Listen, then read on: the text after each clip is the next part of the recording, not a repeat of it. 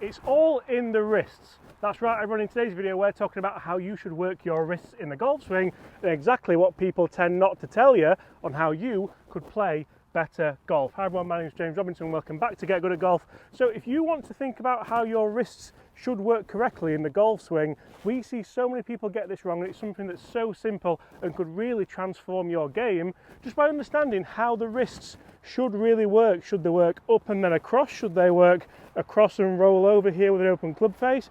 And where should the handle be at address and impact? Because that's all down to the wrist movements as well. We're going to cover it all in today's video. So if you want to hit golf shots a little bit like this with not a lot of movement on them and nice and high towards that flag, this is exactly what you need to do. So at impact, it's really important that we set the wrists in a nice neutral position, just like this one. So I don't have the handle too far forward here. I don't have too much forward shaft lean, because as you can see, that massively de-lofts that iron club head, and that's going to make it really difficult to get that lovely high ball flight like you did see. It's also really important that we don't cup it too far back here. If the wrists are too far back and we have backward shaft lean, guess what guys, that adds loft dynamically, and then you're going to flip the club over. You're generally going to hit it left and it's going to go really high. Chris is going to cover that a little bit later in this video with some fantastic drills. So how do I get them set up properly, and then from there, how do I actually get my wrists working properly as well? So I want to make sure here that I'm going to have the butt of the club pointing around my left belt loop. If you have a belt loop, generally it's going to be on that left and right side. So I've got a little bit of forward shaft lean. The wrist is set with a tiny bit of cupping, but not too much. It's not a flat wrist. I'm not trying to really drive that wrist in too much at address, because as you can see, it's going to get that shaft too far forward. But then what do I do on the takeaway? The key for me is a nice solid takeaway where the left arm stays connected to the body. So I'm not going to move the wrists too much for this takeaway. The takeaway is generated mainly by the shoulders and the chest. You can see now that club face is matching my spine angle here. That's exactly where I want that to be. So then I can set the wrists on the way up, and you'll see here that I've got the Golf Pride logo pointing right at my shoulder here. So I've got the butt of the club pointing down towards the ball. That's all my wrists are going to do on the way back. Once I'm set here, then I turn my shoulders to get to the top of the backswing, and then I start the sequence on the way down with that lower body. As soon as the handle gets back in that position, that's where your wrists start to move a little bit. That's where you start to unload the club a tiny bit, and as that left hip rotates around, generally you'll see the handle start to work down into the ball. That's where you can have that kind of flat left wrist, that flat lead wrist. That's where you can get more forward shaft lead. I'm not really trying to get that club too far forward. That's going to introduce the leading edge down to the ball far too soon and far too much. That's where you're going to get really deep cavernous divots. And you'll see in the shot that I actually hit earlier, guys, in front of this ball, the divot here is nice and shallow. So the ball was on a tee that's just here. And the big thing for me there is I've got a divot that's going ever so slightly left. So that means the club's moving around the arc here. So it's moving around the arc of the body. It's not moving massively out to the right. It's not cutting massively across. But because I've managed to work those wrists correctly on the way down and get that handle forward, we're having a decent angle of attack down to the ball. So I'm hitting down on the ball, I'm pressurizing that ball into the turf.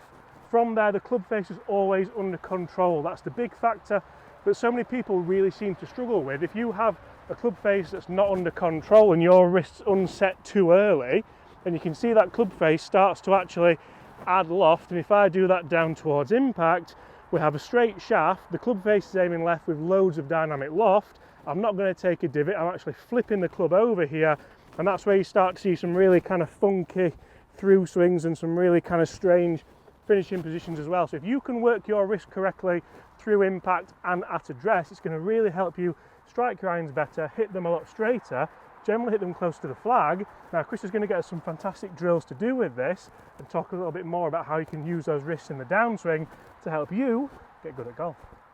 So great points as always there from James. And guys, if you are looking for lessons yourself and you want to improve, give us an email on the email below for online lessons or in-person lessons.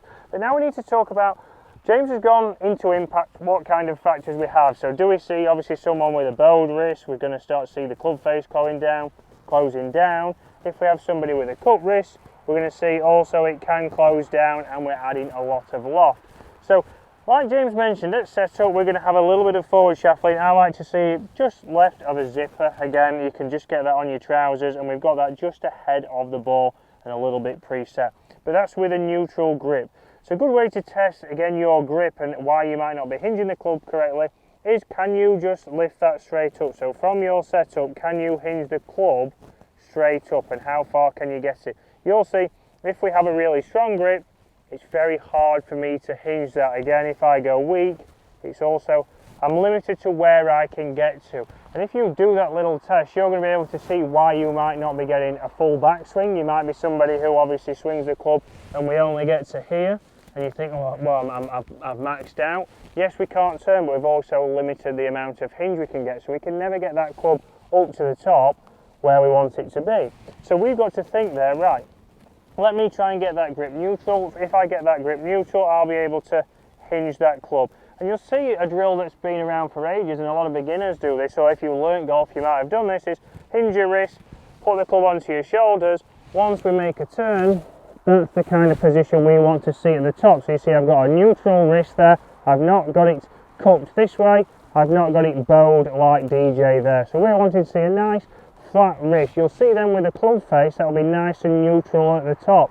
From here, if I bring that club back down, you'll see it'll come back in and match my spine angle into that delivery position. And then from there, we want to have a little bit of release. And release is one big thing. So some people say, well, we shouldn't be releasing the club. We should be, we want to hold the angle. I've been told that I need to get the lag and I just need to turn. Well, you can see exactly what that does to the club face. Even if you was to bow your wrist as much as you possibly could without breaking it, unfortunately, that club face is still going to be pointing away to the right, and you might even hit the dreaded shot, that is the shank.